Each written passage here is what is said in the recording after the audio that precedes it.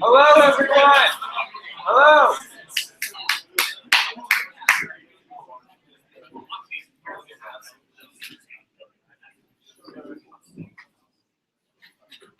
So I think we're going to get started now.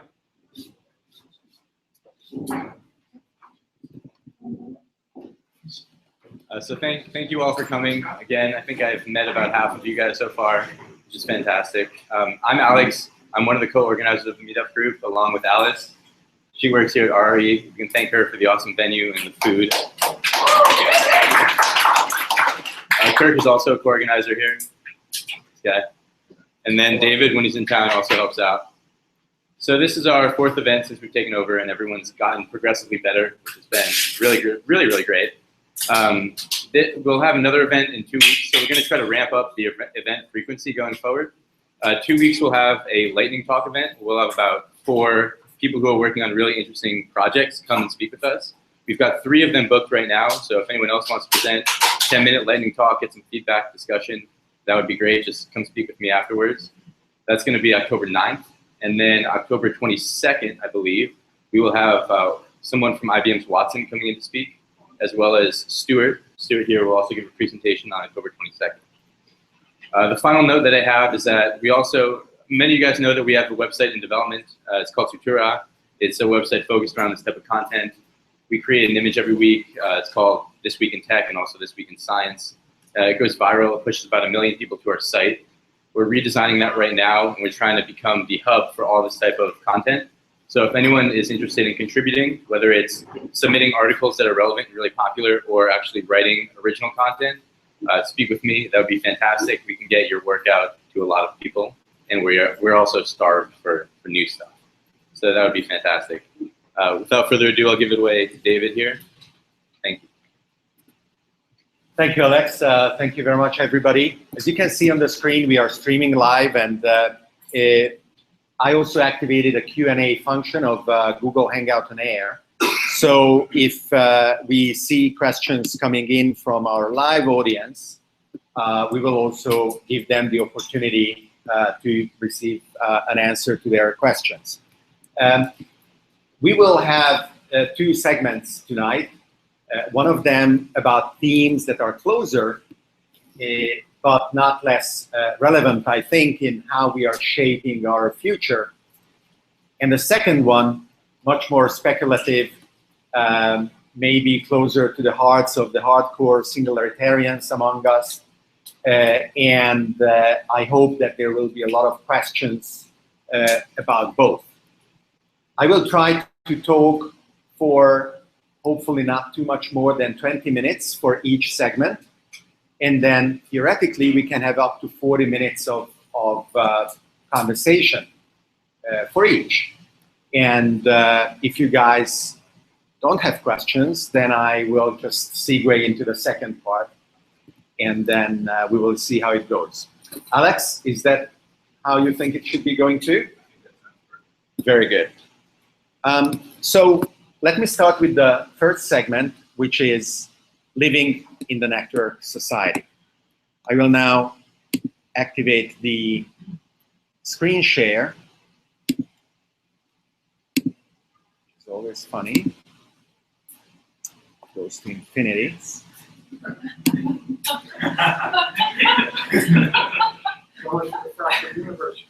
Absolutely.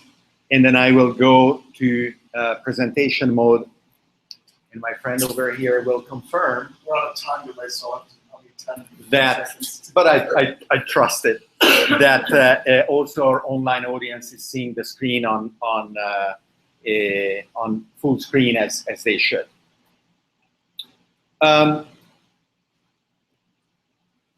Please feel free to follow the Network Society project on these various platforms. Twitter, we have a very lively Facebook group that is growing on our website. And I would love to keep the conversation going after our meeting as well. So through whatever means, feel free to reach out, and I will be very happy to engage you in other lively discussions.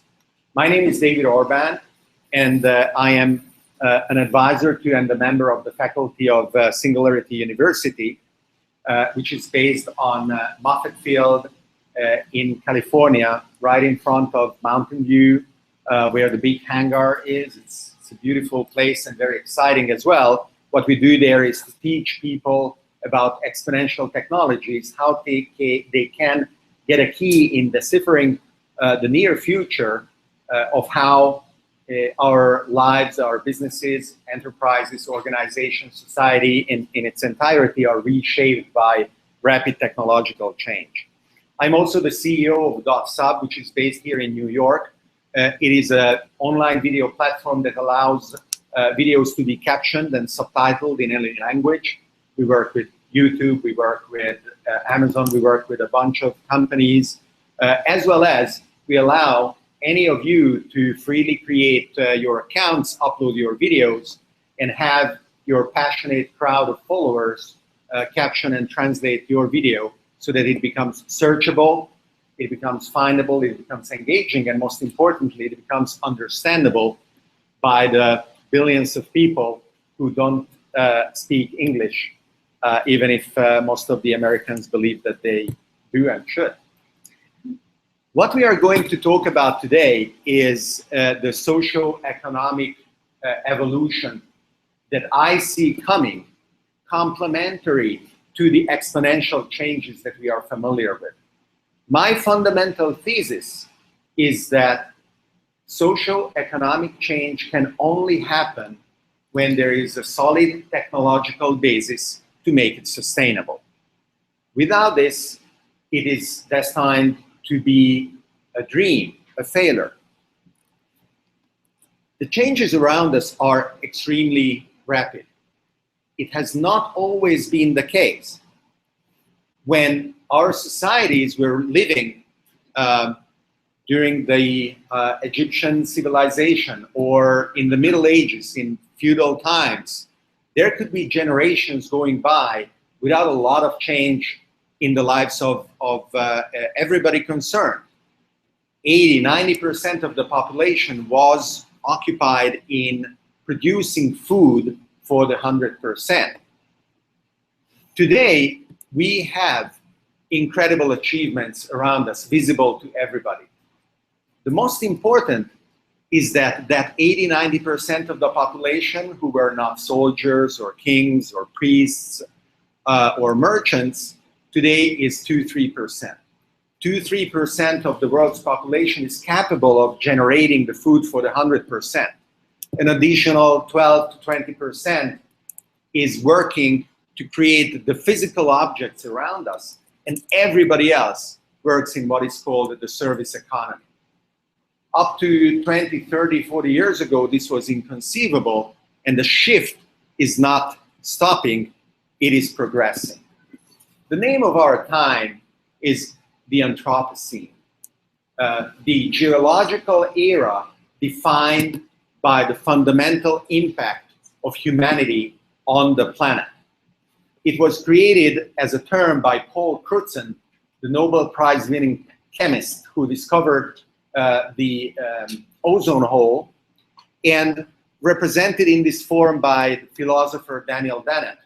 You can see in 10,000 years the proportion between the terrestrial vertebrate biomass and humans and our pets and livestock switches from 99% in favor of what we would call wildlife to be 98% in favor of whatever is not like wildlife. Our human bodies, our dogs, cats, pigs, cattle, and so on. This is the kind of shift that we have achieved or impacted the world with. Now, evidently, this is not sustainable in all kinds of ways. Just a few days ago, the United Nations saw a big push towards changing the parameters of our entire planetary civilization. It is not going to happen unless there is a solid technological basis to make it sustainable. And my hypothesis is exactly that. We are in the middle of a shift that happens only every few hundred or thousand years. That is a civilizational shift. The reason these shifts occur is because we are capable of proving ourselves different than the dinosaurs. This difference being that we have telescopes. They didn't. Are we going to use these telescopes both physically to see whether there is an asteroid coming to hit us and then do something about it, hopefully, the way they couldn't, and metaphorically as well? Are we going to keep using our reason, science, to build the technological civilization that we have achieved up to now, including the necessary changes that many people realize are so important that if we do not do them, everything we build will crumble. So if we assume that I am right and this shift is coming, what is the shape of the new socio-economical organization? And how is it going to be different from what we are living now? Today we are living, all of us and everybody on the planet, in a nation state, in various nation states. About 500 years ago, this new type of organization arrived on the planet, and it has been so successful that except for Antarctica, there is no piece of land that doesn't belong to a nation state where you have, with some variations, show your papers. And there is little recourse. You can say, well, it's my planet. I cannot move.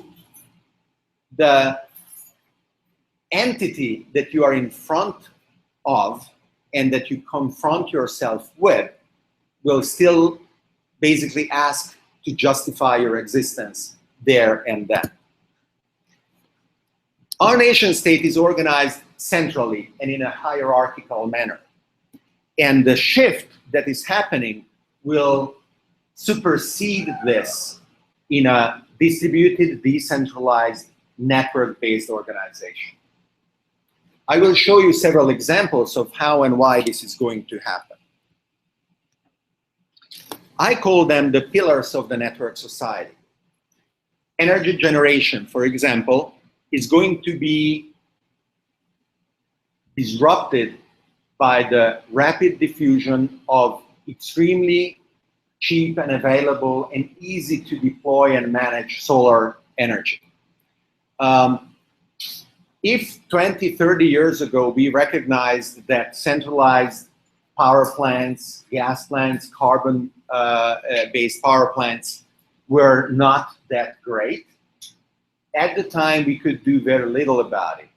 But today, even if there will be, and there are areas where there are, protectionist measures put in place by politicians through new policies in order to maintain the status quo of the incumbent industries, just the sheer economical force of a more effective and efficient energy generation platform is going to sweep them aside and sweep them away. In manufacturing, 3D printing is distributed, is local. It allows new ways of designing, producing, prototyping, iterating incredibly valuable solutions where the complexity of what you can build is not proportional to the capital that you deploy, contrary to what it used to be with the previous generation of industrial solutions. A 3D printer can build a stupid slab of plastic or a beautiful, complex piece of art with the same speed, with the same power, at the same cost. Our food production has seen an enormous increase in what was called the Green Revolution that postponed the dire predictions of the Club of Rome that already by the 80s foresaw the possibility of worldwide famine. That doesn't mean that the depletion of topsoil, the extremely intensified use of fertilizers that cause algal blooms in lakes and over nutrition of coastal ocean areas is not a bad thing. With new ways of producing food, hydroponics, urban gardens, vertical farming, 3D printing of meat that are becoming available, not only we will be able to produce food more locally with greater varieties, with little or no use of pesticides, but most importantly, to transform agriculture from production proportional to the area occupied, the square of its basis unit, to a production proportional to the volume. Imagine if here in New York, rather than just having a story dedicated to laundry in the high-rises, we have another couple of stories dedicated growing the food that is consumed in the building itself. How does that change the entire equation of how we perceive food security in a more resilient, in a more robust social organization? The quantified self-movement, personalized health, the capability through our smartphones, applications, connected devices to monitor our parameters of being healthy changes the equation around an industry that is perversely incentivized to chronicize what is a state of illness instead. The MOOC revolution showed us that the ivory tower approach of universities that dictate what are the subject matters that in 4 years of study prepare you supposedly for a life work is basically bankrupt. And this is totally demonstrated by the protectionist measures put in place in order to make it impossible for student loans to be part of a personal bankruptcy. Student loans for $1 trillion are a guaranteed income for the industry, feeding on the belief that a 4-year degree is going to give you a positive ROI, which according to the calculations of my friend Michael Robertson hasn't been true for over 20 years. Finance has had a late start in the IT-fueled technological revolution. The credit card systems, the centralized, the banking, and everything we understand about money, including the monopoly on its creation by each individual nation state, are extremely vulnerable. Vulnerable to criminal exploitation, vulnerable to centralized manipulation, vulnerable to crises that periodically hit us, apparently without the capacity of anybody fully understand their origin and barely able to explain it after the fact. The revolution of cryptocurrencies is labeled a fad very eagerly by the same people or their equivalents who 20 years ago would want it to wish the internet away. And the internet, even after the first bubble popped, did not go away. Only the unsustainable business models that profited from it. And we are now living in a society that understands how fundamentally the internet and what it enables are useful to us. And that is why anybody you talk to with the key that the network society vision gives you to unlock the future, you can very easily respond. Bitcoin is not a fad. Cryptocurrencies are here to stay. The blockchain is a true innovation, is a mathematical invention that is going to enable interacting fundamental benefits in a decentralized and distributed manner, not only in the field of finance, but in other complementary fields, the legal profession, notaries, the stock markets, and so on. Trust platforms is what we should call Airbnb, Uber, and other networks that a priori allow us to trust a total stranger. Anybody who would ask to stay at my home here in New York or in Italy, I would say yes, as long as we both knew that the cost of destroying our reputations respectively is higher than any gain that short-term one of us could gain from criminal or negligent activities. Contrast this to the progressive radical militarization of police forces, especially in America, where the prison industrial complex is incentivized to make sure that as many categories of population are labeled as criminal as possible. They cannot compete because we can prove that society has an advantage. It is not a zero-sum game. Our civilization evolved on progressive increase of levels of trust and the virtuous circle of reliable, responsible behavior. The hardest one, of course, is policy and governance, because it assumes to have the power to define how everything else works. And I would posit that just as you don't let an alcoholic close to booze, and you don't let a drug addict close to heroin, we shouldn't let politicians close to policy and governance. They are addicted to money and power just as strongly and unstoppably as other addictions. And maybe we don't have a clinical name for it, but the reason why, quotation marks, normal people are repulsed by how that system works is the same reason why I don't go to try and find my next fix on a street corner, wherever that would be. I just don't care about that. But I do care about society. I do care about implementing novel solutions to our new problems rather than pretending that old solutions work. And anybody in the startup scene understands how important it is to quickly, rapidly iterating after designing and implementing a solution where you measure whether it works or not. And this is not the process by which, in a transparent, open manner, politics has been working for too long a time.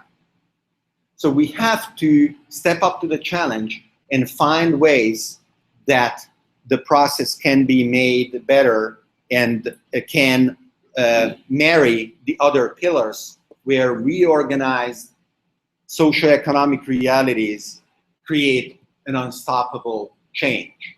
If you don't do that, it's not that the change won't happen, it's just that it is going to be much more conflictual than it should be otherwise. So with the Network Society project, we are creating a toolbox for both individuals, enterprises, cities, nations to unlock this future that is rapidly coming. We will be releasing gamified knowledge acquisition and application systems on your mobile phone that are going to help you understand and implement these behaviors both in your day-to-day life as well as in your businesses.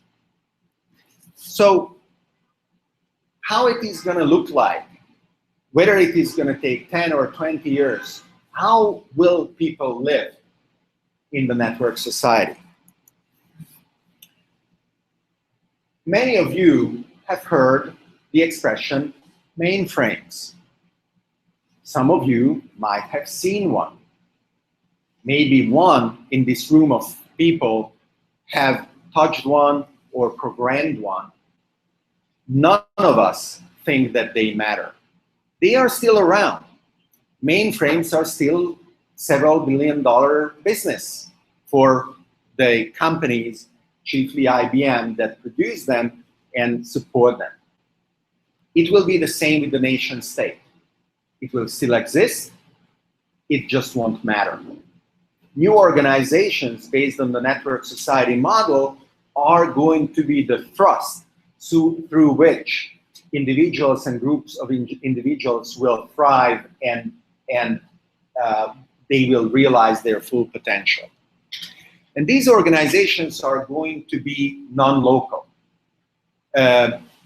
Bloomberg, former mayor of New York, is working on establishing such a network among cities, recognizing that a 10 million people city like New York has more in common with another 10 million people city, maybe Beijing, maybe Sao Paulo, maybe London, than not with the nation in which they belong.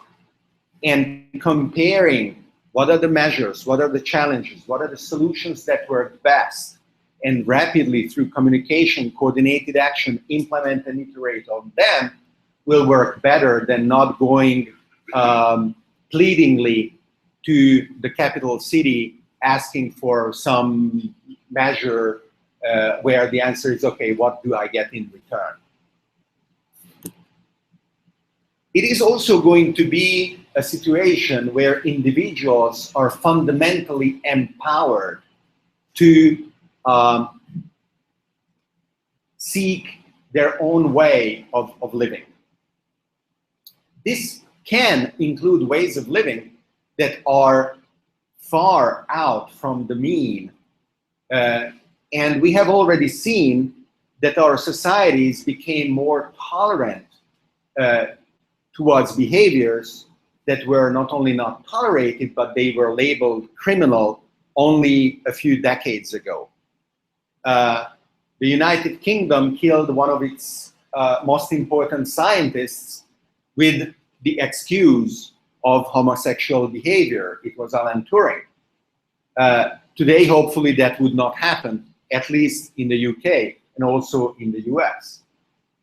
It will be, the network society will be characterized by a spectrum of behaviors that is even farther pushed out from the mean than not what we are already seeing, and they will enrich the possibilities, we will enrich our solution seeking within our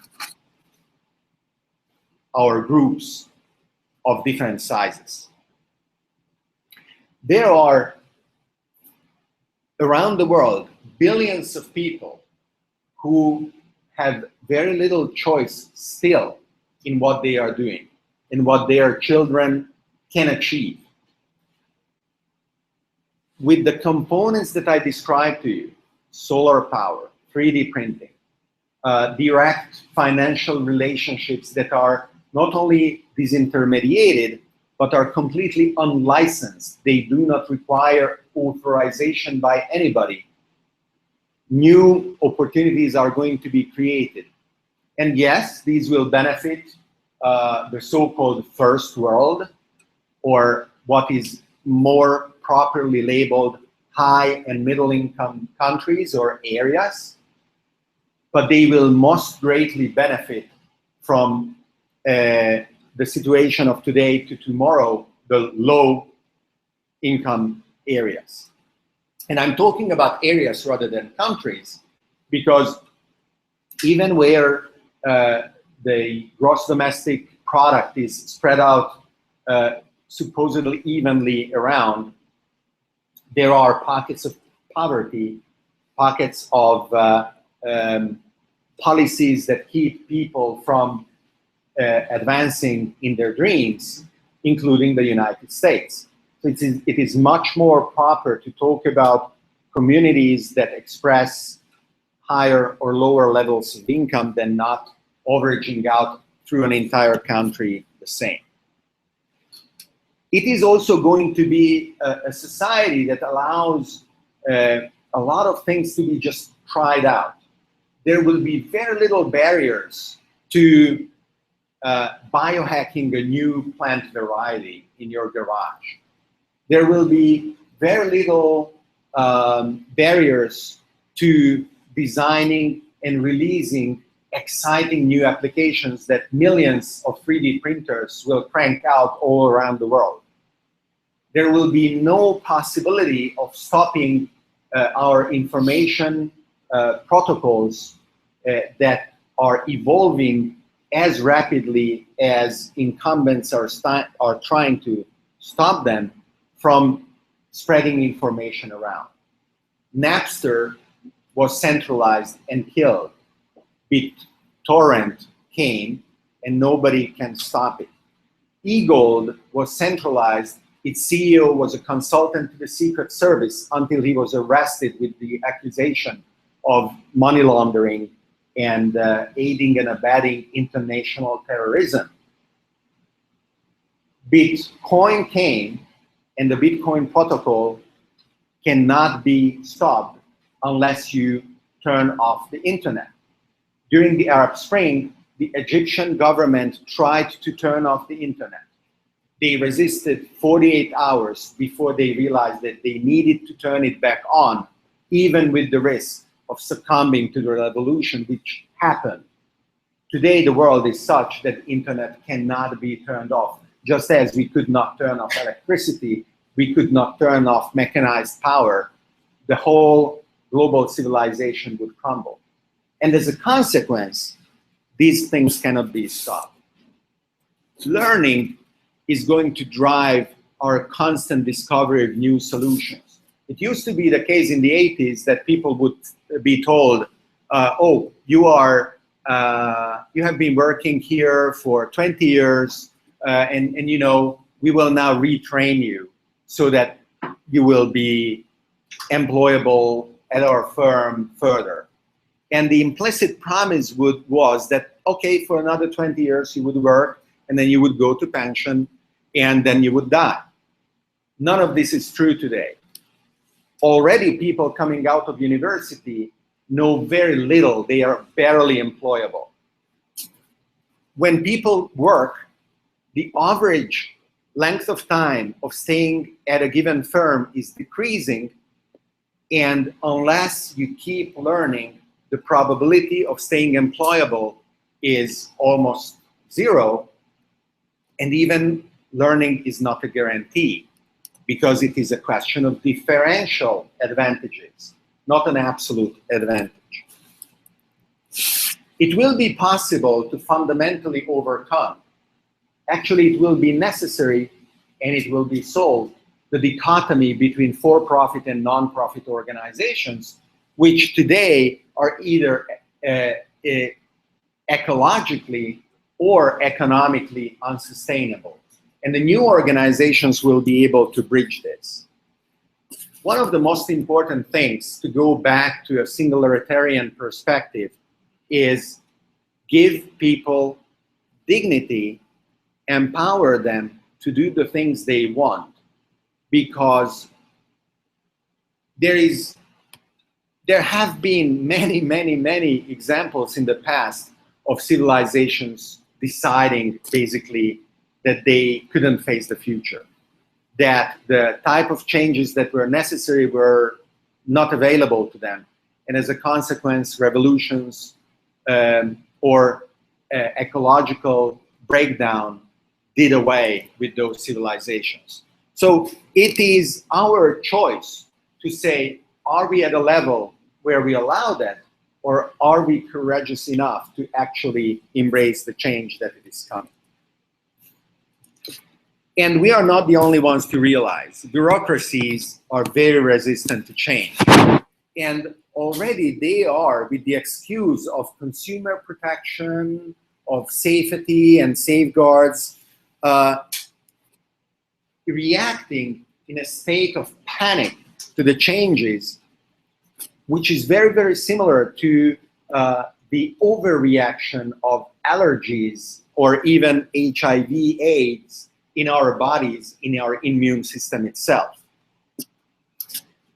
The state of Hawaii, for a few months, prohibited new solar installations because the utility company couldn't absorb peak power, and there was a law in place that required solar panels to be connected to the grid. And after worldwide shock, they woke up, and it took them quite some squabbling to make sure that this law wouldn't be in place anymore, and luckily restarted installations of solar panels. When Martin Luther translated the Bible from Latin to German, one of the important messages out of the 100 that he nailed to the front door of the church, wherever he was, that people needed unfettered access to the sacred text without the intermediation of a priesthood. When the FDA this past January made the decision that none of you were intelligent enough to get direct access to the sacred text of your DNA, they were protecting the priesthood of medical doctors and their protections. And the anti-historical proposition from the Department of Financial Services of the state of New York that is pretending to impose a stricter regulation on Bitcoin businesses with the supposed damage that they can cause versus the regulations imposed on the banking industry with the proven damage that they have caused in the past decade is just beyond ridiculous.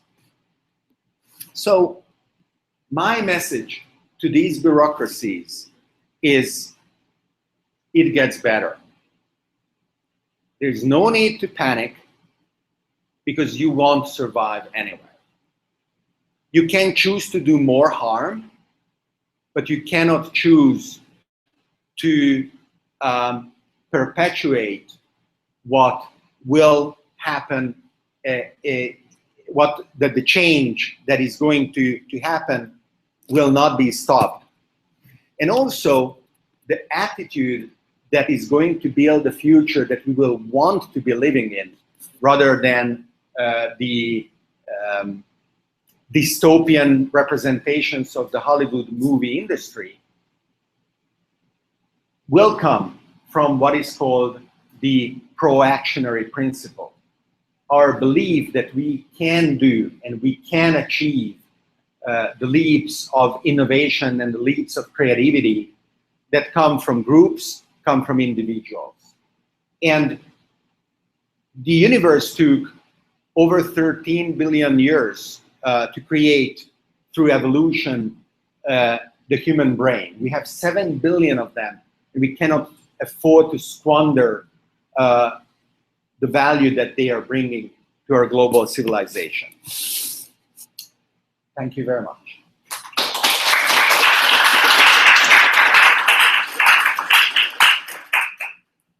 So that was the first, and I absolutely would love to hear questions, objections, criticism, requests for clarification, and there we go. So that's beautiful you. And please. So at the very beginning of the talk, you mentioned the startup that you were involved with at the video. Do you use any interesting AI technologies to do that? Wonderful question, and we will definitely take that offline Okay. because it would bring us to a different path, No problem. but I will remember that. Thank you. You mentioned as one of your points the security point of going from a, I guess, force-based network to a reputation-based penalty system, where instead of being punished by system of authority, you're punished by reputation declining. On the other hand, though, one of the nice benefits of the states that we have now is there is a definitive monopoly of force for any given geographic area. So you know that in this geographic area, there's only one entity, more or less, that has monopoly of force in that. You more or less you have an SLA that no one else will have of force. Do you imagine there will be such an entity that will have a monopoly of force in this network society? Or how do you imagine force will be, I guess, negotiated between entities that exist? Sure. So let me repeat the question because I think we don't have a microphone around. Sure. So your question is not recorded on the stream.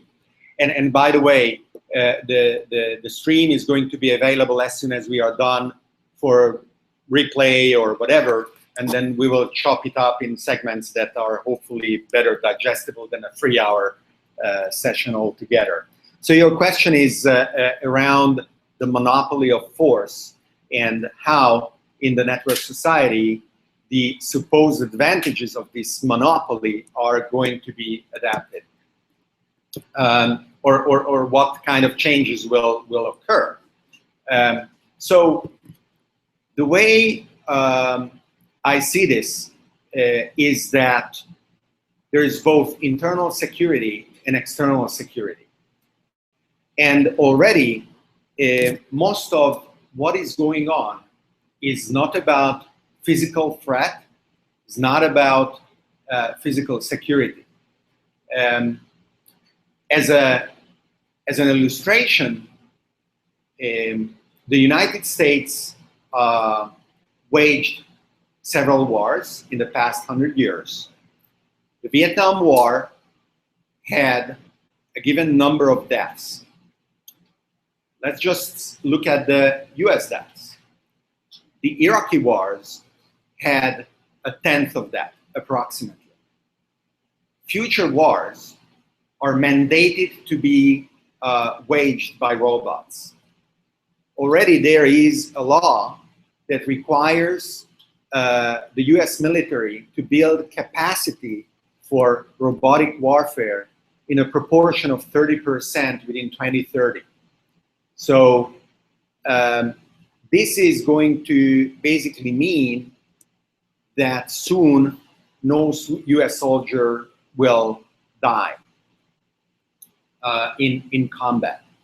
Now, to me, this means that we are basically not going to wage traditional human wars anymore, but what is an increasing issue is the invisible threats that are not coming from traditional combat.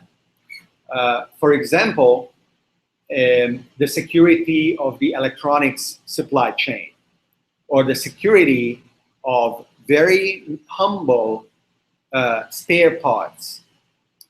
There is a study that shows that there is no US airline that does not fly planes with fake spare parts. Fake spare parts are not only an economical gain for those who produce them, they are an attack vector. So it is very easy, and it is an almost universal trap to fall into analyzing past problems. I think that physical security, both internally and externally, are a past problem. We have to shift attention and action on new types of attack vectors. You had a question first. So I'd like to put attention to your example. So you said that with robotic warfare, assuming no US soldier would die. But on the other side of that, with robotic warfare, is it certain, and I don't think it is, well, would no Iraqi civilians die? Right? Would no Afghani civilians die? So what's to stop a nation state or another authority from, PMC or something, using robotic warfare to impose a monopoly of power on civilian population and so collapse network society? So that is exactly what is happening with the militarization of the American police force. And what you have to watch out is that this kind of lockdown doesn't happen internally. I am less worried about the US becoming a global tyrant than the US becoming tyrannical internally as a consequence of this technological possibility. It is a real danger. You know, everything I'm talking about is speculative, of course, per definition. That's our venue, right? So it is only if we work on it that it has a chance of happening. Still, it is not guaranteed. So we have to work on preventing the negative scenarios. Sort of follows up on the question prior raised as well. In practical reality, even though we are very cynical about it, the government and the people are, you know, not two separate things. The government's made out of the people, and the politicians, many of them, or all of them, are citizens and live in this society of ours. So when you're looking at the increasing irrelevance of formal governments and forces that exist, when you look at wanting to be a change maker and build a network society, to what degree do you advocate sort of disregarding the outdated and slow-moving institutions of power and just sort of ignoring them in the way that, let's say, Airbnb and Uber did, and just fighting the legal battles sort of in your, as you're going forward, making money and building your new world, you kind of on the trail funding those versus using advocacy and public policy, and obviously every context changes to the degree to which you won't go to jail if you do that. But Yeah. how do you see that playing out? Yeah. So the question was, to repeat for the recording, how do you relate to existing legislation, and how do you make the shift from existing legislation to the new one if the politicians don't listen? What do you do? So there is a beautiful history of civil disobedience. Even without becoming heroic or martyrs, even without pretending to be able to go on the path of a Gandhi or a Martin Luther King, I think that it is very important that we realize that laws are not laws of nature. A very simple example. I don't remember the date. I don't know the date. But there was a day in which it was prohibited to consume or serve alcohol. And then the night came, and the day after it wasn't. Wow. Doesn't that tell you how silly our laws are? And in many states of this country, the same is happening with marijuana, with tens of thousands of people locked away, with the 3 strikes laws for 10, 20, 30 years, for something that in another state is not even a crime. Now, I think that we have to be creative, and we have to be also smart. I'm not advocating violence. I'm not advocating destruction. I'm advocating fun, disrespectful, loud ways of bringing a dialogue to be much more about future opportunities than not current or past threats and fear. The reason why the vision of the network society makes it possible is because the decentralization and the distribution of these activities makes enforcement of inapplicable laws basically uneconomical. Often people are arrested because it is easy. And people who are hard to arrest are not arrested, either because they are very good at fighting back, or because they are very wealthy, or because there are too many of them. There is nobody in this room who is not guilty of copyright infringement. Nobody. And it is a criminal act. Okay? Now, one important thing is, with total surveillance, change is impossible. Because either through blackmail, or through physical arrest, or economical destruction, every one of you can be targeted if you stick out too much.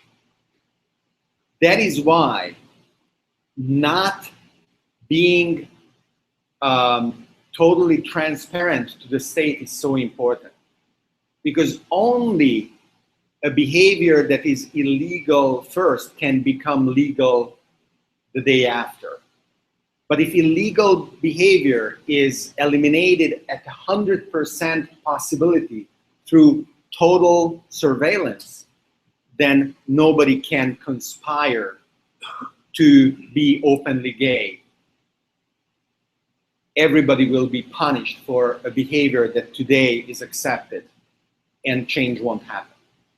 So using cryptographic capacities at their fullest, using BitTorrent, using the very platforms that are now labeled as criminal, the Tor browser, the online marketplaces that, are for drugs, is a knowledge that we must build in order to make sure that the change we want can happen. Yes? The world you're describing, one where the boundaries are lessened and nation states, we want to think of the best, and then there is a large number of people, whether it's people who are living in America or Muslims who are, revolting against what they see as alternative changes. There's a large number of people who are opposed to that entire conception. The question is, obviously, as they see themselves as a minority, they will become more violent. They're not going to be restrained by the idea that the reputation will not possible or whatever. What, if anything, can be done with regards to that fairly large? That is ideological for this entire structure and is not bound by it. Yes. So the question is, how can we face communities that disregard our reputation systems, so they are not, they don't see it as a problem losing their reputations, and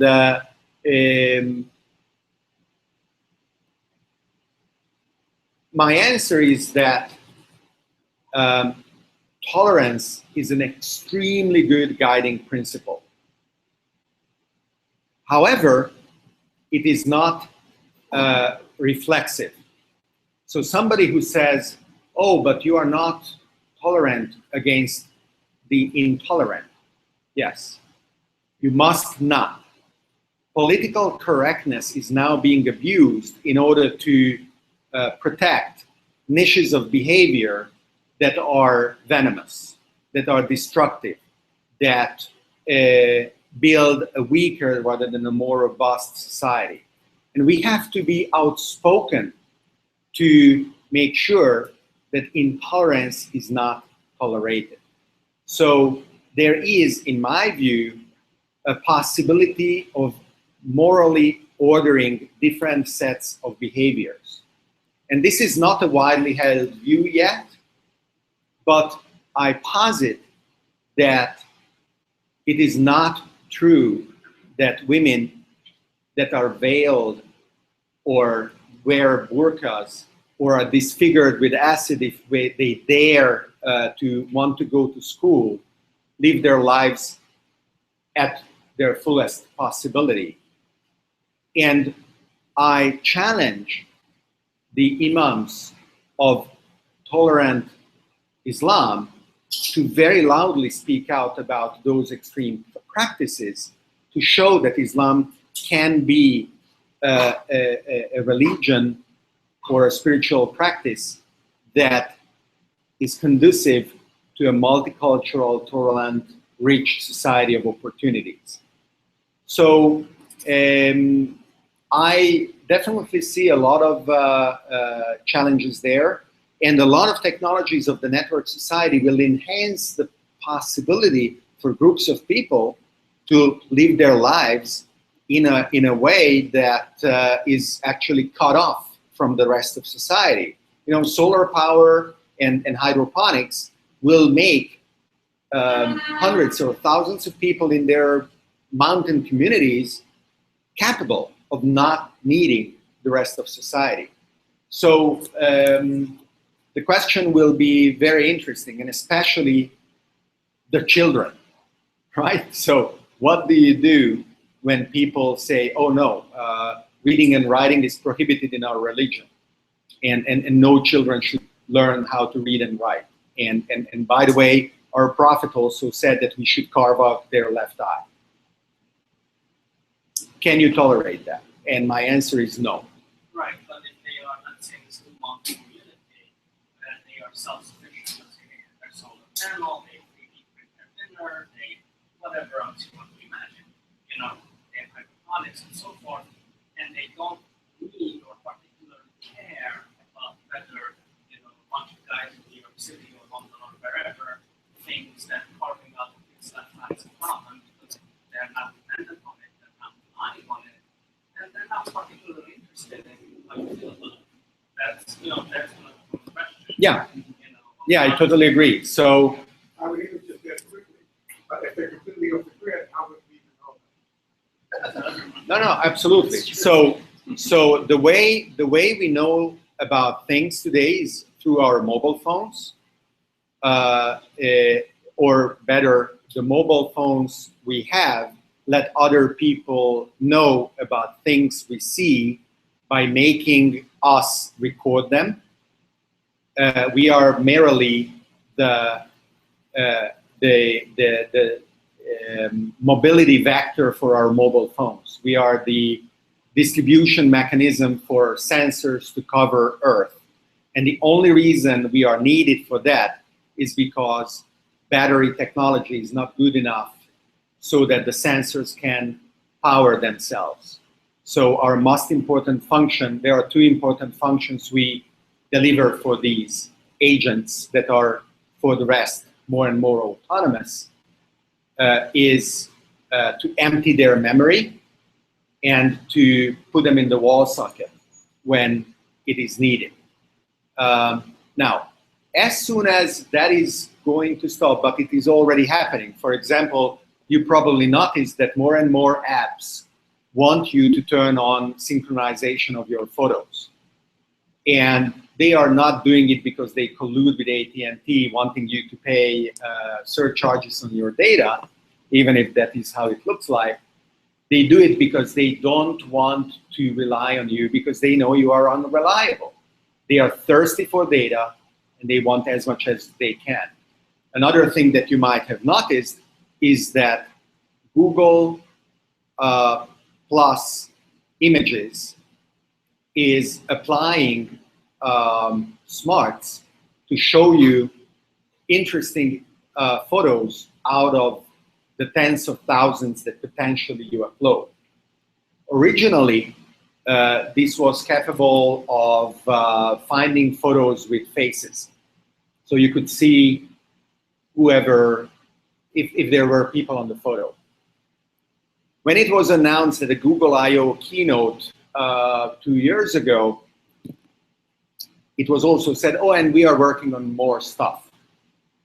Last year, this year, 6 months ago, it was announced that now deep learning algorithms are capable of automatically applying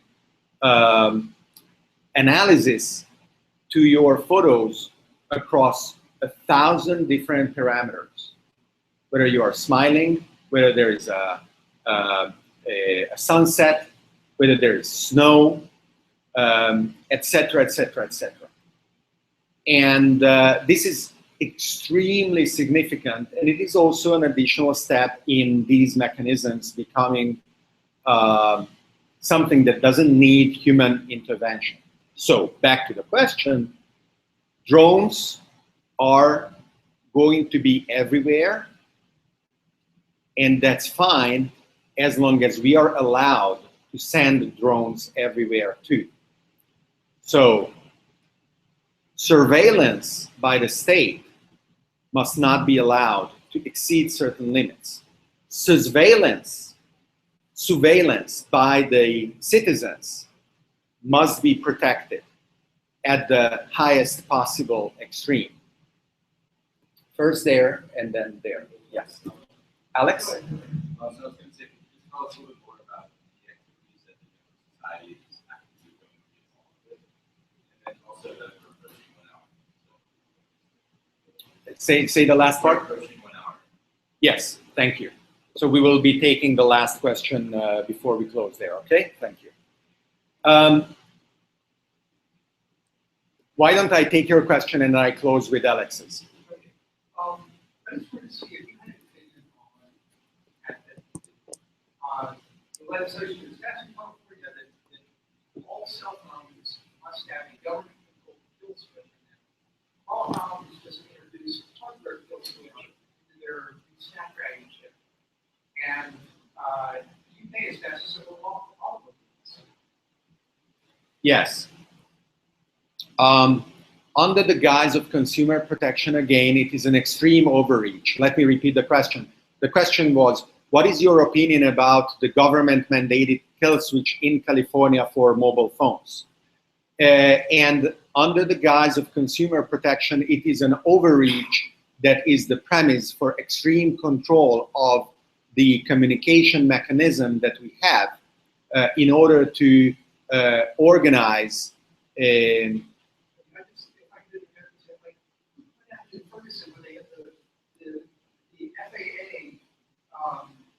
Made Ferguson a no-fly zone, so news media can have aerial coverage. And now, the next time in Ferguson, the government can just flip a switch, and actually no video or images in or out whatsoever. Correct. So your additional remark was that at Ferguson, the FAA made the area no-fly zone, and as a consequence, no news channel was capable of transmitting live coverage or images out of that. And yes, isn't that interesting that one of the great innovations of the Vietnam War was the capability of photojournalists to document it. And now it is becoming illegal to do the same within the United States. So my answer to that is the Maker Faire. This last weekend, a strong movement of people that is gaining power more and more showed capacity of building fun, valuable knowledge and building blocks. And we cannot accept the homogenization of our technological infrastructure. I am guilty of using closed ecosystem products myself, rather than embracing more open ecosystems, but none of them are open enough. And yes, building microchips is entirely possible. Having a personal foundry is going to be available rather than at $1 billion or $10 billion cost, whatever the right number is today. It is going to be a desktop microchip fabricator that will liberate us from trusting or from having necessarily to trust other solutions that could be our enemies rather than being our friends. Cory Doctorow gave a wonderful talk on the war against general purpose computing that I recommend everybody to watch or to listen, where he talks exactly about this, of how the nation state recognizes general purpose computing as a threat and is taking steps in order to make it illegal and impossible. So Alex's question was, what is the Network Society project doing today? What are the next steps in progressing in this vision? Now, of course, it is very easy to talk about future scenarios, especially if you get fat speaking fees, large book advances, and you don't have the onus of proving yourself right for 20 years, or 50 is even better. Hopefully you'll be dead and nobody will remember.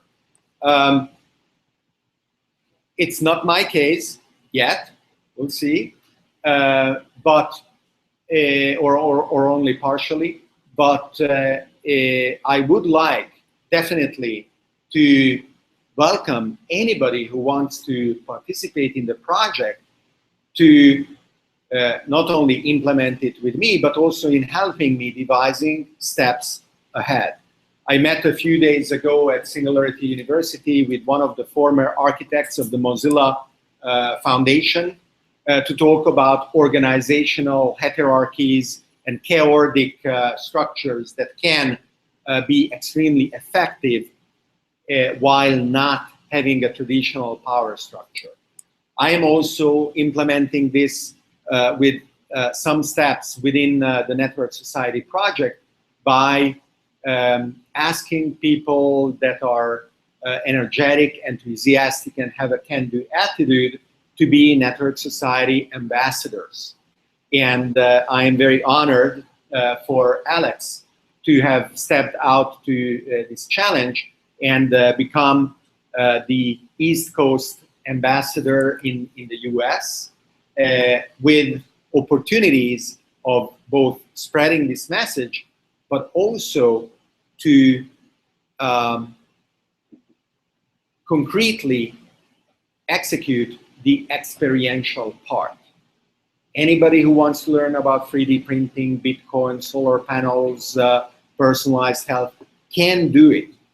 And in schools, in communities, just the mere fact of understanding what it is about is almost an act of civil disobedience, or it feels like that sometimes. And we will be also designing,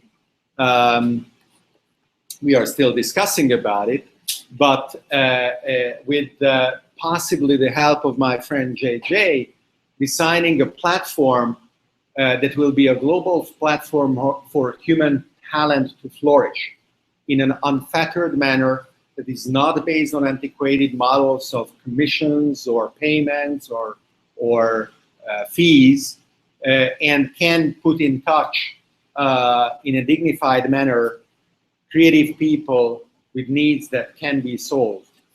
And I also see, as I said at the beginning of my talk, gamified, cryptocurrency-powered stakeholder participation as an important way of bridging the non-profit, for-profit dichotomy. And I will be very happy to talk about this more in detail about, and other questions, of course, with each of you. And now we will be making a segue in some way in the second part of the talk. I don't know.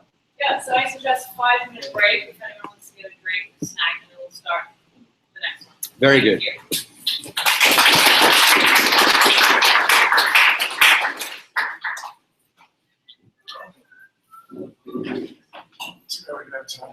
One of the things that I find about your talk to me,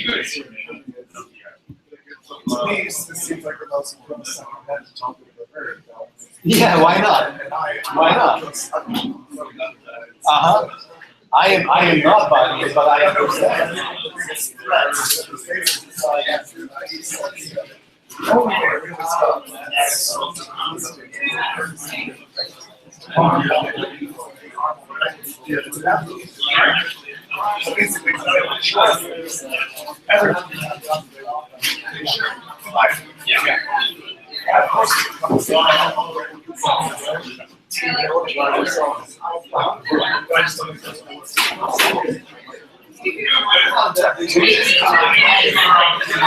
Nowhere else in the world.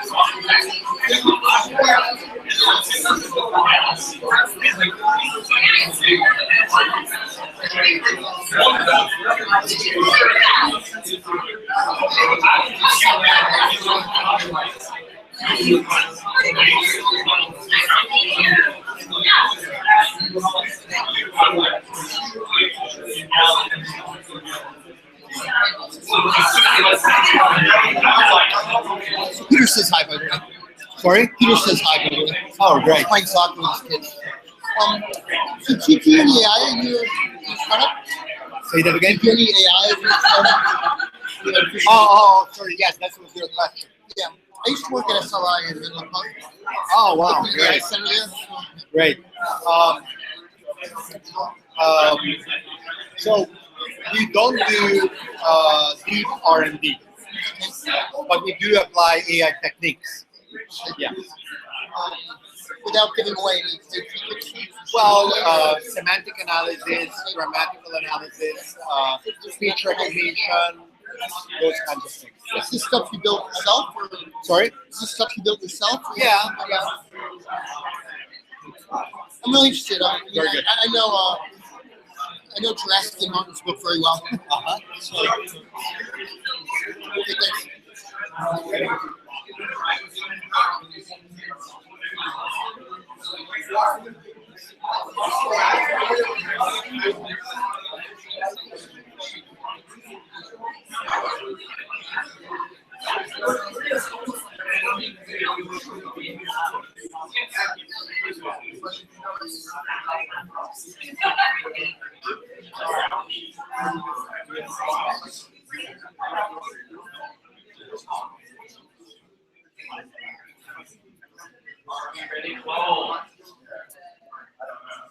Shall we start?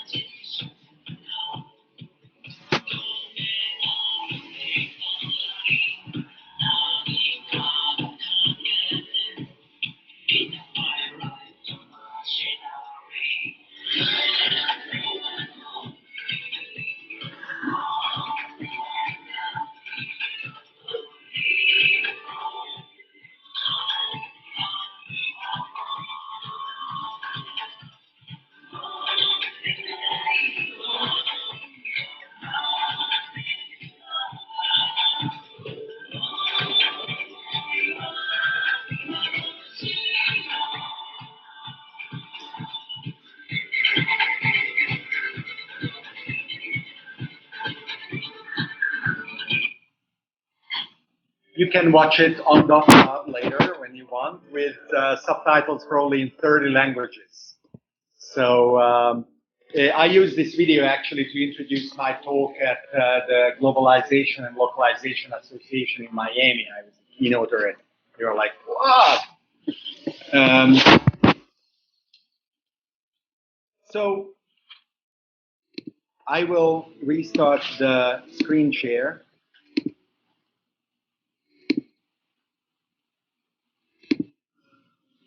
Go on,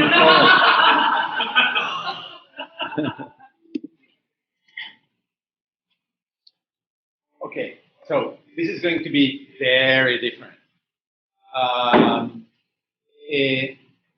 I am a card-carrying singularitarian. I do believe that strong AI is possible and desirable. I'm also the former chairman of the World Transhumanist Association, now called Humanity Plus. Together with the former director Alex Lightman, or then executive director Alex Lightman, we organized a conference at Harvard University in 2010, where the dean received anonymous letters asking him to stop the conference from happening. And so we knew we were on the right track. And he was kind enough to tell us both about the letters and that he was for academic freedom and freedom of expression. I was slightly less thrilled when 3 years later, a year ago, in his latest bestseller, a worldwide best-selling author has the protagonist called Robert and his female counterpart spoke about something, and she says, yeah, Zagbinsky, I don't remember the name of the bad guy, got his ideas at your campus. Yeah?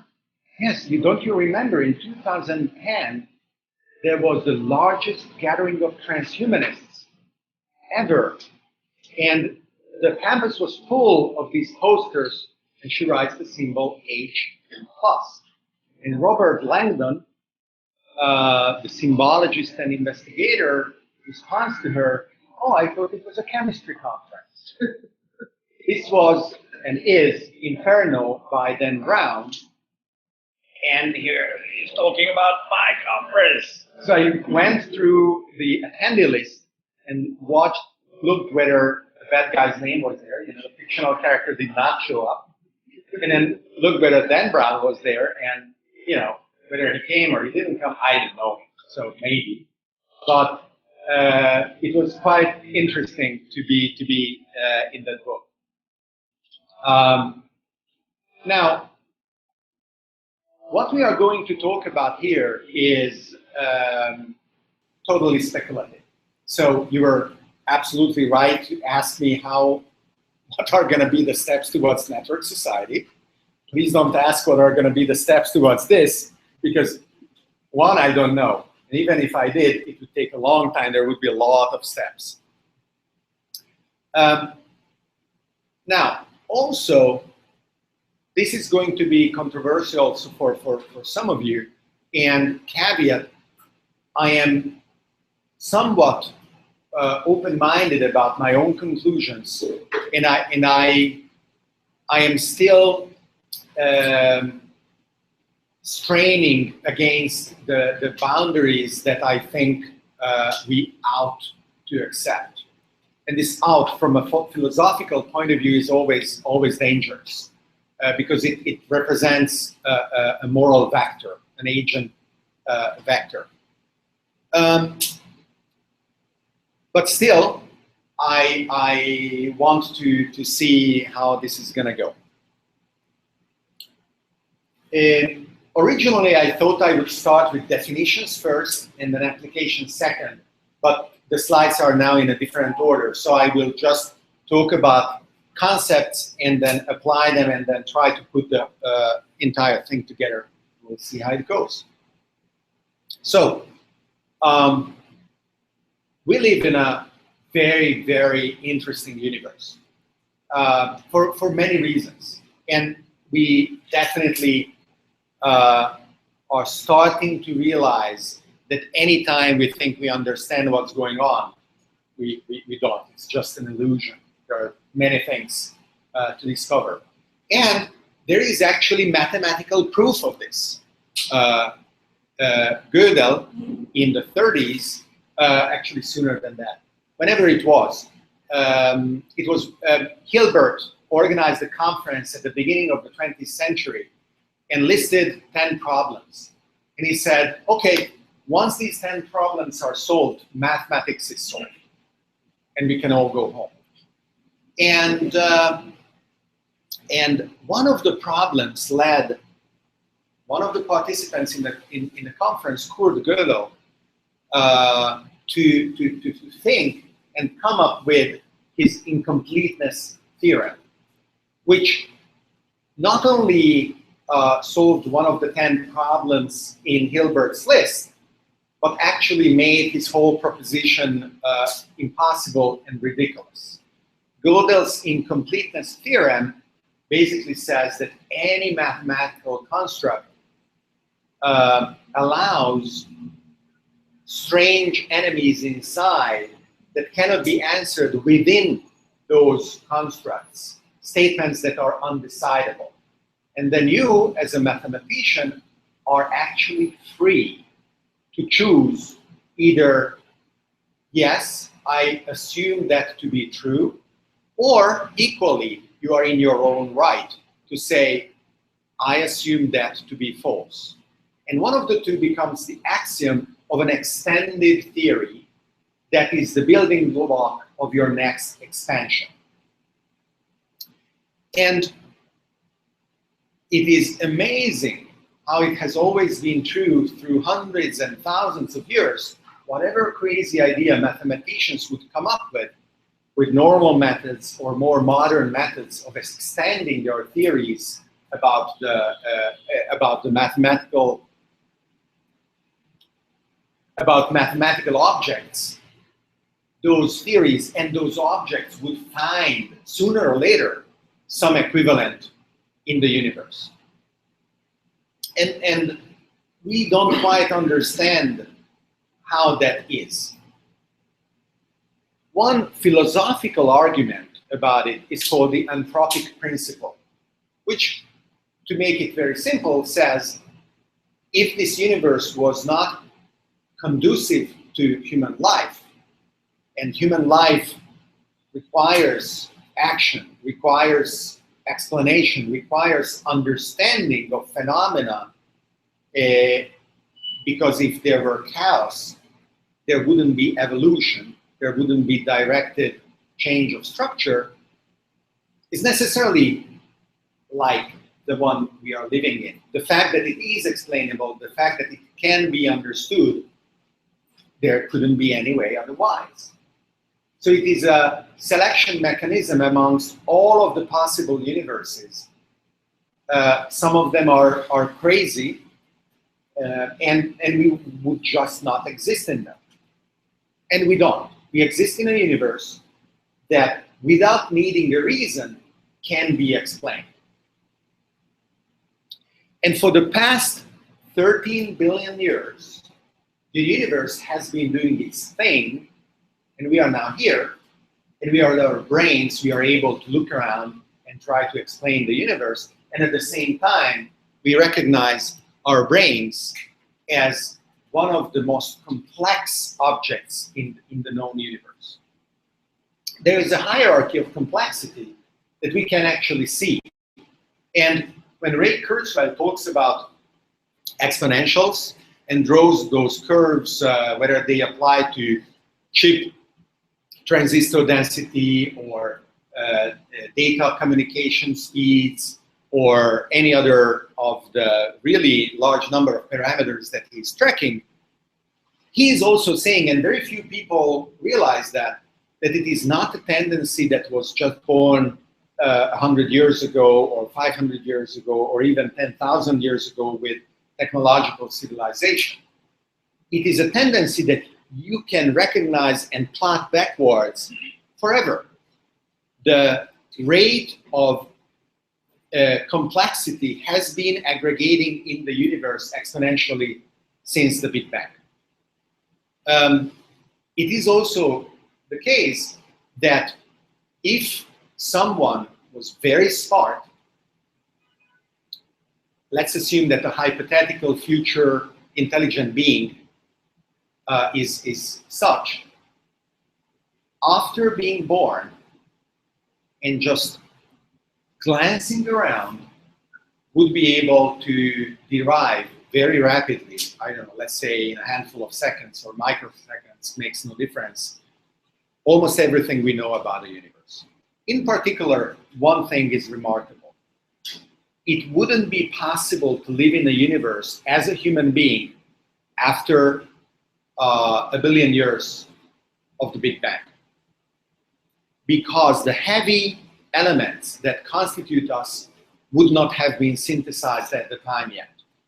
Only after a certain generation of stars had been born and died and reaggregated to form new stars again, and then planets around those stars that contain the atoms that constitute our bodies, if you wake up as a human, you see, oh, carbon, all right, we are about 10 billion years after this universe was born. And there are a lot of things that you can deduce just with the power of your complex, rather remarkable brain. The brain has also, just as the universe, certain characteristics. The brain has structures, has subunits, and we are trying to understand the brain better and better. Actually, a friend of mine is trying to understand it better enough in order to be able and back it up, and then potentially instantiate it in other substrates. Are you talking about like replicating brains and other organisms? So his name is Randall Cohen. His website is called carboncopies.org, and the movement is called Substrate Independent Minds. The assumption is that, yes, we have seen and we are seeing the first example of what happens when matter starts to think, and that is a phenomenon expressed by our brains. But just as we recognize the unity of phenomena like waves, and it doesn't matter whether it is the ocean wave, a light wave, or an acoustic wave, and there are many other kinds, patterns and sounds and harmonies and beauty can be expressed regardless of the medium. So the hypothesis here is that it is indeed possible to replicate everything we do in things that are different from what brains are. There are other things that are characteristics of brains on beyond thinking. We have, for example, brain waves that we don't fully understand yet, but we do think that they help make our brain cohere. They help maintaining a unity. They help making sure that a given part of the brain doesn't go in a way and another part of the brain doesn't go another way. Another characteristic feature of our brain is its size. We always depict future beings with huge heads, and future mothers evidently need huge pelvises. Today, the birth canal is the limiting factor in the size of the human brain, as well as neurogenesis, the possibility of growing your brain after you are born, or our endurance as parents to hold on our kids 10 years, 20 years, 30 years, 40 years. We don't know what is the outer limit of parental maintaining of those care relationships. And we have a name for what happens, and we don't know the causes, whether they are genetic, environmental, all of them together, behavioral. These are extremely complex patterns of maladaptive behavior, but we attribute it also to a malfunctioning brain that is not coherent. It allows identity to fragment. We give them various names, paranoia, multiple personality disorder, whatever it is. the person is enabled to maintain a coherent agency that society and other people recognize. Now, we love computers, and we are using the computer metaphor to explain a lot what we think we understand about the brain. Just as other eras, other people used other metaphors. The clock was a metaphor for the motion of the planets. We love computers so much that we are trying to apply the way they work to many, many things. And as we understand the way we build computers and their functioning, we are projecting them to extremes. What would happen if we could increase computational power? Well, we can build computers that are made of smaller and smaller transistors. And then we realize, okay, there is resistance, and at certain sizes, resistance stops working the way it used to work. Quantum phenomena take over, and your semiconductors don't guide electrons anymore. They jump all around, and what used to be an acceptable level of noise within your circuits becomes completely unmanageable. And here come, according to some, Geordie Rose already built a quantum computer, including him, very proud of it. Google published papers that say they were unable to beat the quantum computer, however they tried with their classical attacks or classical approaches. And at Singularity University on the NASA campus, we have a DV quantum computer, and one of our alumni has been hired by NASA to work on it. And quantum computers are exactly the answer to this problem. What happens when we shrink circuits so small that we are unable to pretend that quantum phenomena don't exist, they actually take over?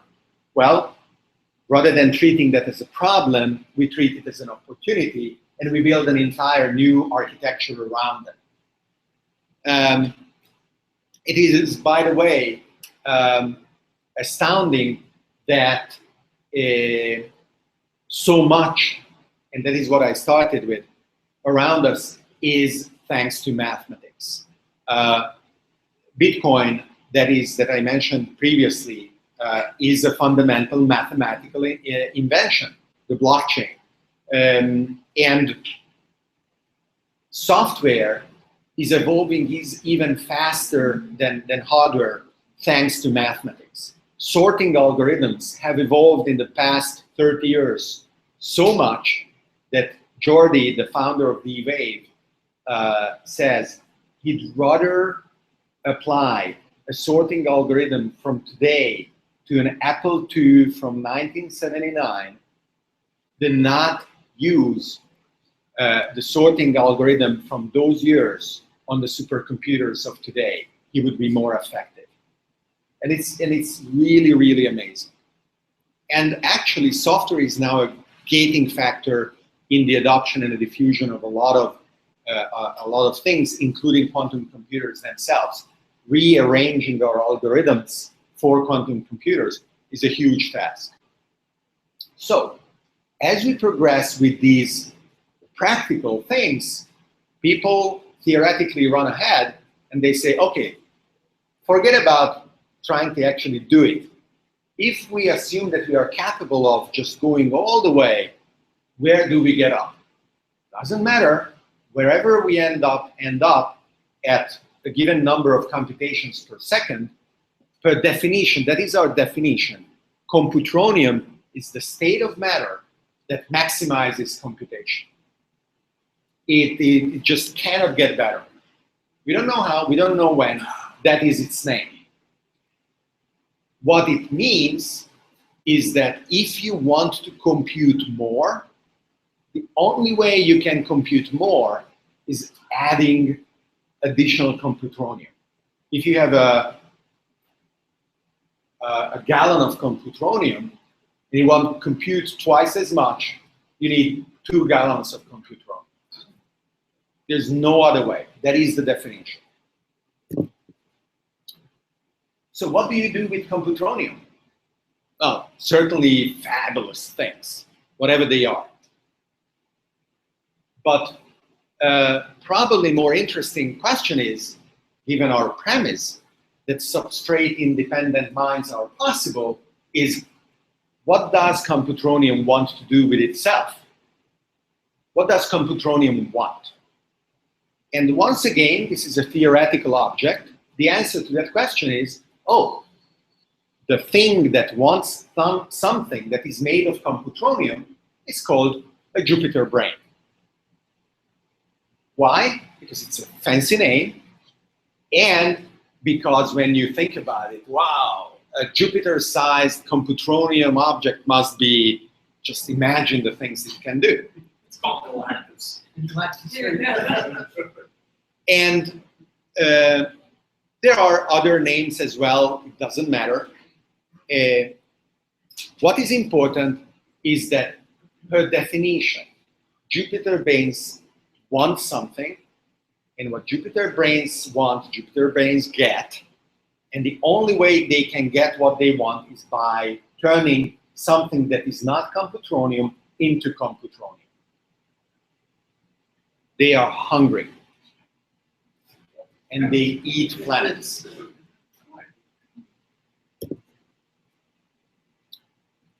However, we can try and model what Jupiter brains are like. It used to be when Einstein formulated the general theory of relativity, which was unexpected. The special theory of relativity was in the cards. It needed a physical interpretation, slowing down of time, the deformation or the shortening of distances, etc., etc. The increase of mass, each of these as you approximate the speed of light, and all of this has been experimentally observed, but already decades before, Maxwell's equations, the so-called Lorentz transformations, basically it's there. They were mathematical things, and people didn't know what to do with them, and Einstein came and gave them physical meaning. But he was very, very good, and rather than stopping there, he did other things as well. He was 23 at the time, and in a year's time, he published a series of papers, another one that won him the Nobel Prize about the quantum electric effect, and then formulated the general theory of relativity, which is mathematically much more complex. It is much more difficult to derive a physical object out of it. And one of the physical objects that was derived from it pretty soon is a black hole. And then for several years, people didn't know what to do with black holes really. And still, people don't really know what to do with black holes, including some people wanting to stop the Large Hadron Collider in Geneva because they are afraid that black hole evaporation rates could be miscalculated. Miniature black holes are believed to, through quantum effects, evaporate very rapidly. So physicists are saying, not a problem. But others are saying, hey, listen, you are not sure. Let's not go there because a black hole could eat the planet. And very soon people started to think, okay, how are black holes when, for example, they rotate? How is gravity distributed externally, internally? What happens with them? Is the so-called event horizon, which is invisible, very dangerous, because when you cross it, that's a one-way street. You cannot get out. If not, in the form of a black hole radiation, which would do you no good. And people model what is the internal structure of these really weird objects. So we can try to do the same with Jupiter brains made out of computronium. And we can try to understand, okay, how are they like? What do they do? How do they think? And it is conceivable that just as human brains today have characteristic waves that help them cohere, characteristic waves help computronium-based Jupiter brains cohere as well. And there is, as a consequence, a size limit to Jupiter brains. Think about it. Well, it's not about the birth canal, but it's about the maximum speed of propagation of signals. What is this maximum speed of propagation of signals? As we understand it in our physical universe, it's the speed of light. In order to transfer useful information from one part of the physical universe to another part of the same physical universe, you are not supposed to be able to exceed the speed of light. So think about a Jupiter brain that wants to do things. And the only way, according to our definitions, that it can want to do more things is by increasing in size. So I haven't calculated it, but there is a maximum size for the Jupiter brain to want one thing. And then eats another piece of celery, and lo and behold, the two sides of the Jupiter brain stop wanting the same thing. One side wants one thing, and the other side wants another thing.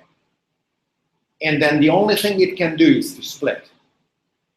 Because the side that wants one thing will eat another piece of celery, and the other side will eat a planet. And the celery is on the left, the planet is on the side, on the right, and they will tear apart.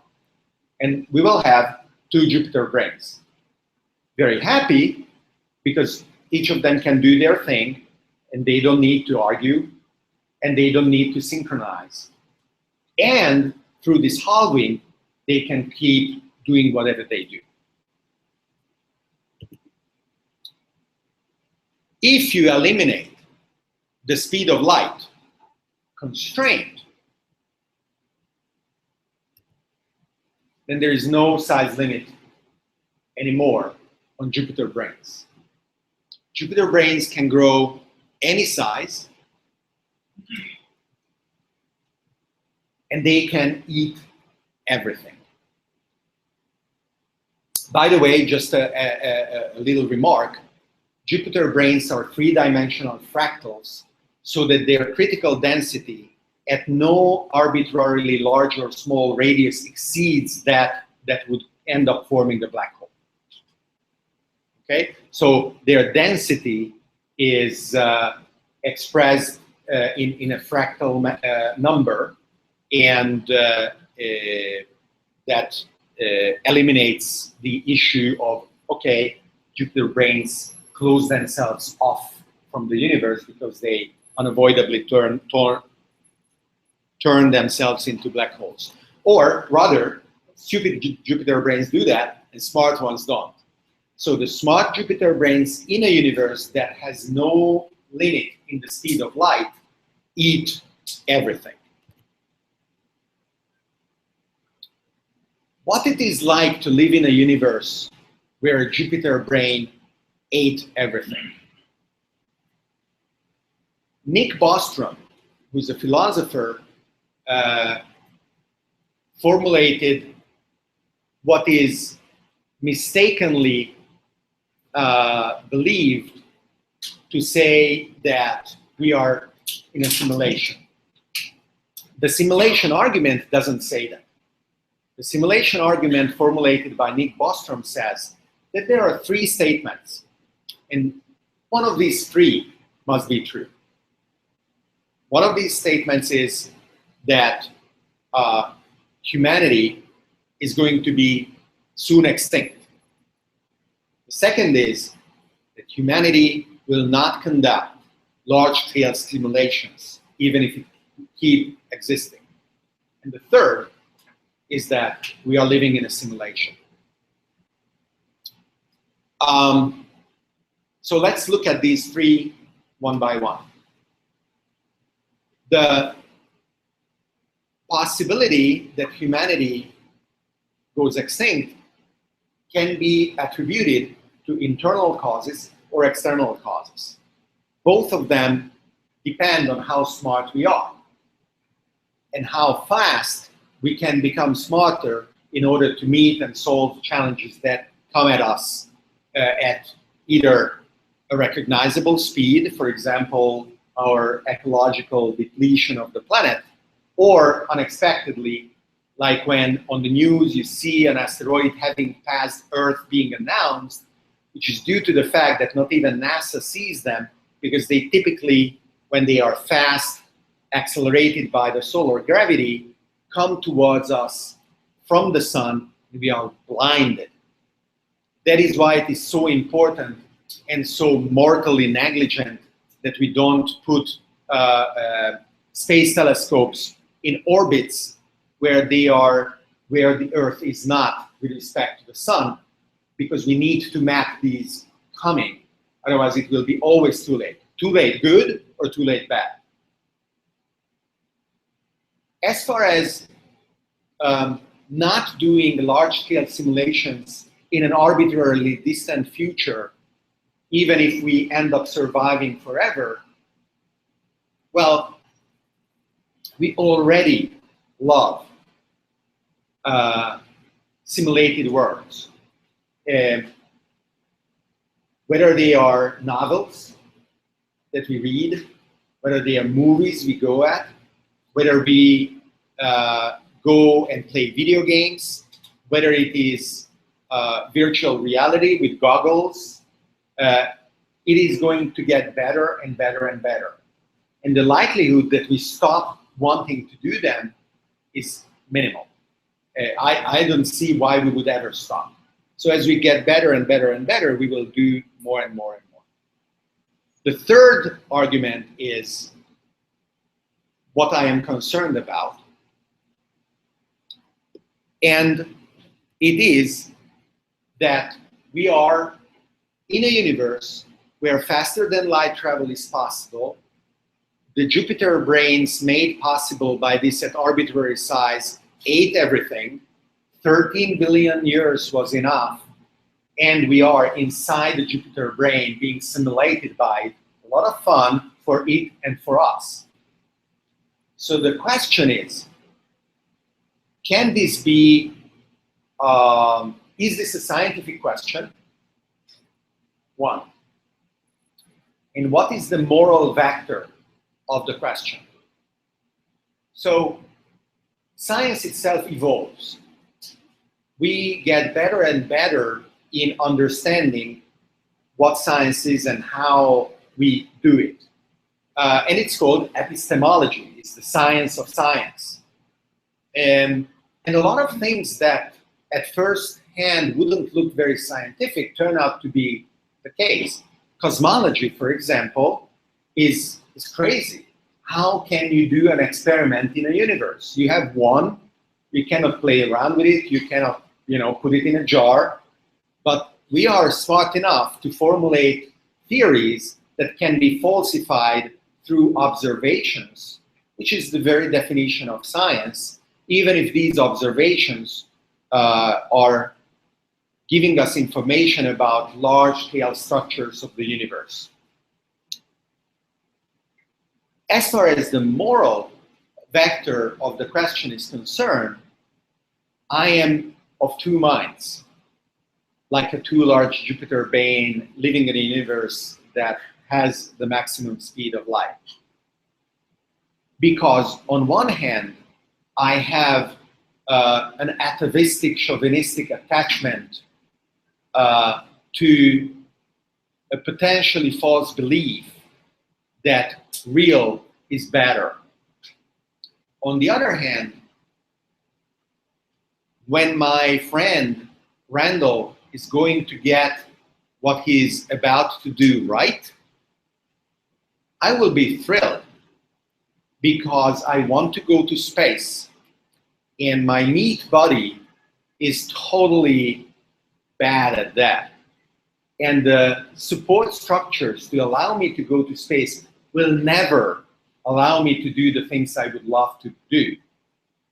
The way I know I want to go to space is being reinstantiated in nanoscopic probes that are accelerated by laser beams at a speed approximating that of light by the billions, and then communicating with each other at a necessarily diffused consciousness that can synchronize itself in a manner that is very different than the few liters of brain I possess now, and dying by the billions just by hitting against planets and whatever else.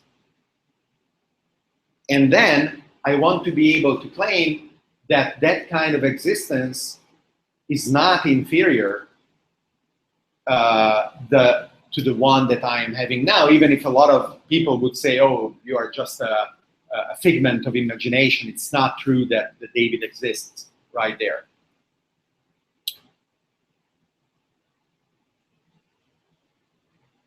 Fermi was an Italian physicist. Together with von Neumann, who was a Hungarian physicist, with Leo Szilard, who was another Hungarian physicist, with Edward Teller, who was another Hungarian physicist. So much so that there was Oppenheimer and Fermi that said, okay, all our security problems, because this was the Manhattan Project for the atomic bomb, all our security problems would be solved if only we would get out of the room and the Hungarians could do it all by themselves.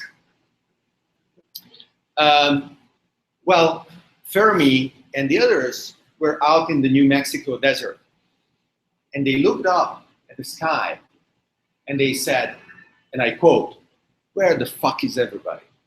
Close quote. And it is now formulated differently, and it's called the Fermi paradox. And by the way, at the time, UFOs did not exist. You know, it's in the newspapers, you did not read every day, oh my God, a new UFO. But the following is true. Even if faster than light travel is not possible, as soon as we learn how to do slow ships, which are starships that are generation after generation colonies that take 10,000 years to reach the next star, and then they take 10,000 years to build the next ship to reach the other star, in 1,000,000 years, we will conquer the entire Milky Way galaxy. And some of you might know that DARPA instituted a new program called the 100-year Starship, which is not about building this thing, because we don't know how from an engineering point of view. And even a puny ship that would bring, I don't know, 12 people to the next star would require a yearly energy budget that exceeds that produced by the entire planet-wide civilization. But this project is designed to build the organization that is capable of thinking beyond a single administration for 4 years and then dismantling whatever the previous one decided, but can go ahead, plan, implement, launch, and manage a Starship mission that lasts for centuries. Just as our predecessors were capable of doing with the cathedrals, where things were built generation after generation, but they had God looking over them and keeping them, doing it. And this godless society cannot force itself to be as relentless in pursuing their dreams. So what we would do in this galaxy in a mere million years. And if somebody had a telescope in Andromeda and turned it around and looked at the Milky Way, Andromeda is the closest galaxy to us at 2 million light years away. They turned it around, looked at us, and they would go like, oh my God, what happened? The Milky Way just blossomed. Something is going on there, we don't know what. It's amazing. The things we would do to the galaxy, good and bad, doesn't matter, are nowhere to be seen in the universe. So it's not only that weekly news report with a bad boy or whatever it is, there are no secondary sources. It's not only that we haven't provably seen aliens according to scientific methods, but we have more and more questions about why we don't see people. 200 light years radius contains about 5,000 stars, and the electromagnetic emission of Earth today is such that we would be able to observe that emission around any of those stars, and we are not seeing them. And this radius increases every year with the sensitivity of our sensors. And there is a building sense of panic. I've been churning SETI at home numbers for, I think, 20 years. I haven't looked, but for 20 years I was there waiting for the wow signal to be discovered either by me or by my fellow fanatics, throwing more and more computation against the problem, and nothing. Total silence. So,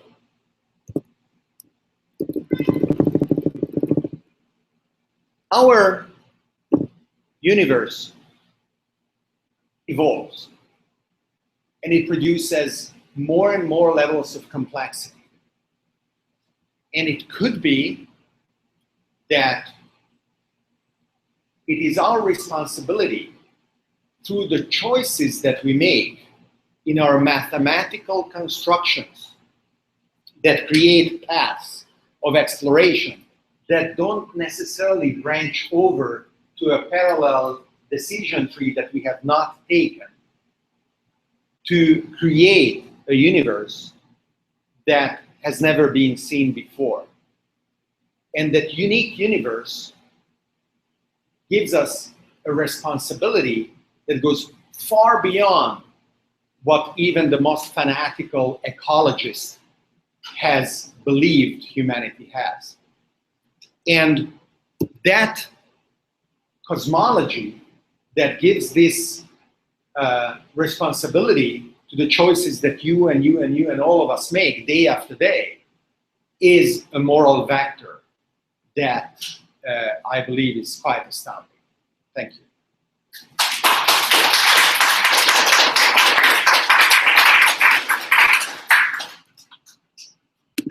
Yes, Alex? So, given the time, you can read like 3 or 4 questions and we break out.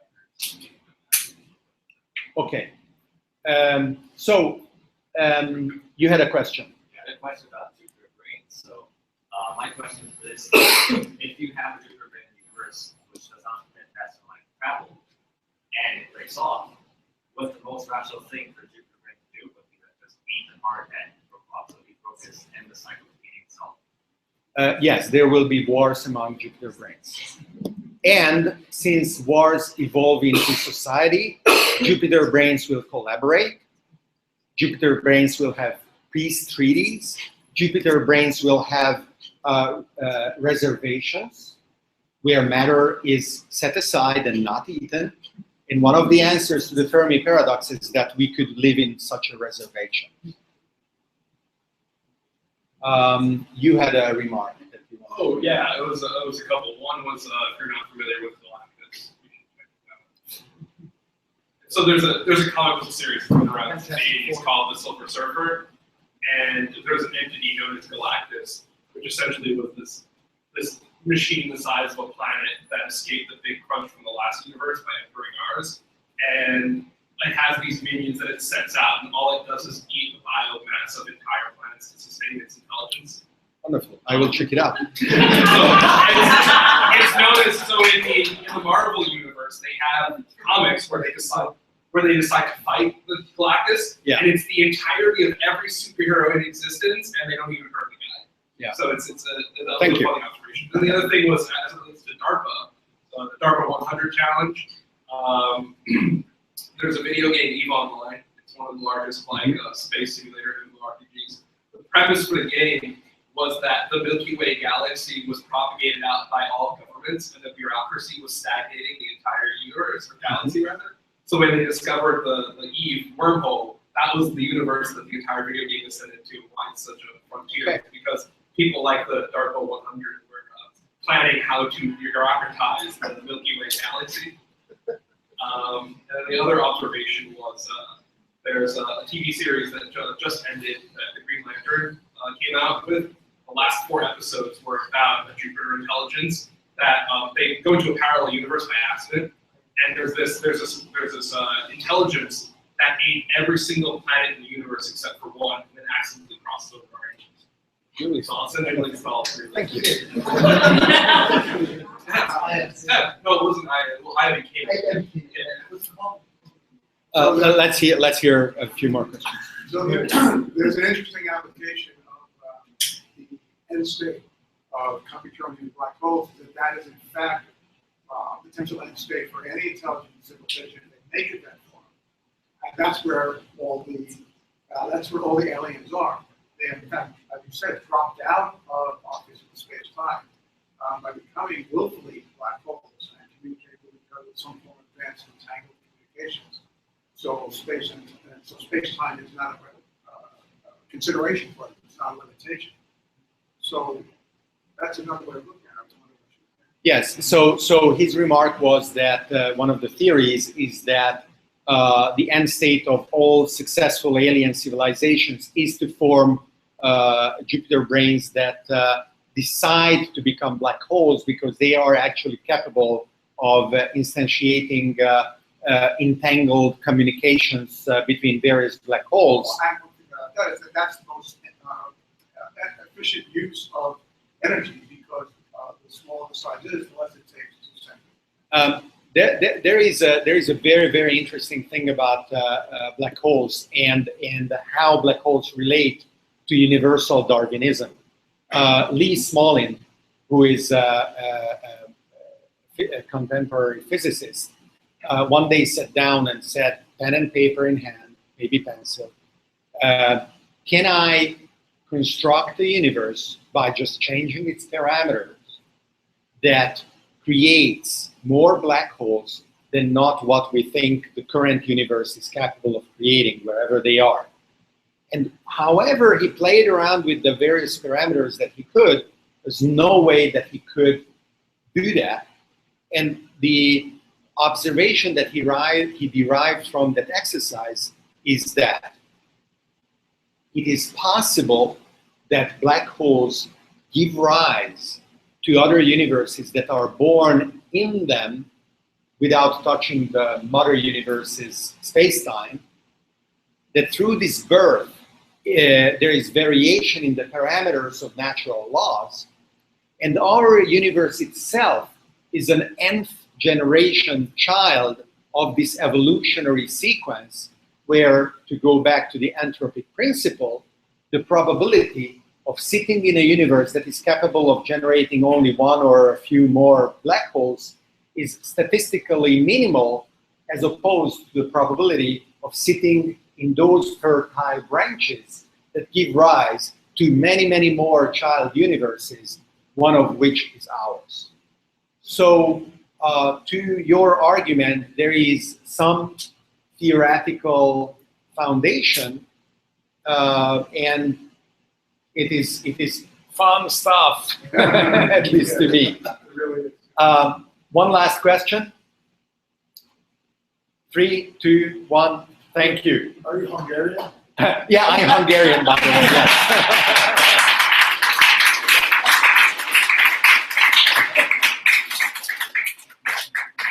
Okay.